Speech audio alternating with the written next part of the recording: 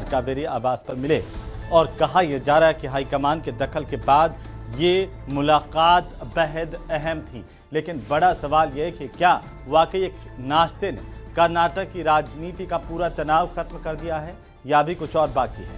Report देखिए।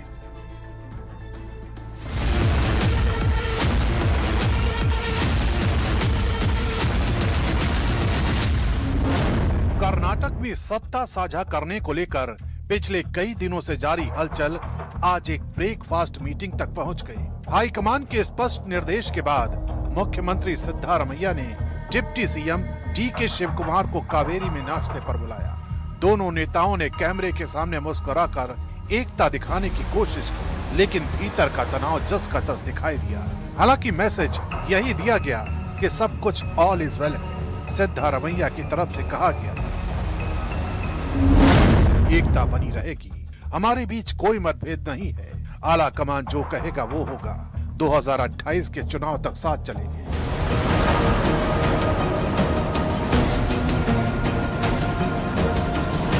सिद्धारमैया ने भले ही मुद्दे को हल्का बताने की कोशिश की, लेकिन डीके शिवकुमार की बॉडी लैंग्वेज और हालिया बयान कुछ और संकेत दे रहे हैं। वो लगातार कहते रहे जो हाई कमान कहेगा वही करेंगे।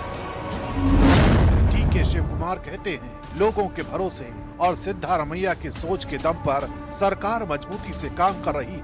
विपक्ष का सामना करने की रणनीति भी तैयार है। हाई कमान ने जो कहा मैंने मान लिया, अगर इंतजार करने को कहा तो मैंने इंतजार किया, आगे भी वही करेंगे। डीके शिवकुमार का दावा है कि पार्टी में कोई गुटबाजी नहीं है। वे खुद को पार्टी का वफादार सिपाही बताते हुए कहते हैं कांग्रेस को 2028 में फिर से सत्ता में लाना हमारा लक्ष्य है।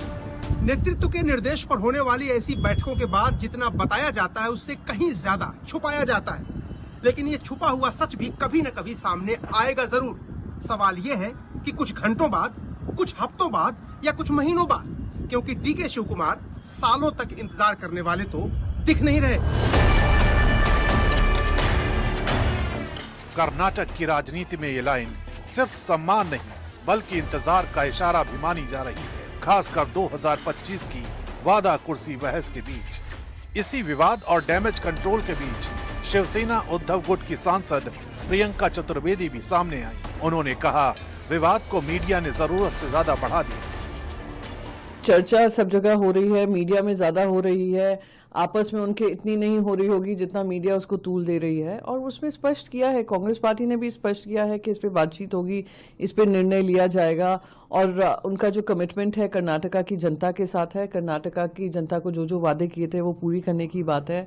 5 साल के लिए एक बड़ा मैंडेट मिला है, उसकी जिम्मेदारी वो समझ रहे हैं। तो आने वाले समय में क्या कंटिन्यूटी रहेगी या चेंज आएगा वो जनता के सामने आएगा।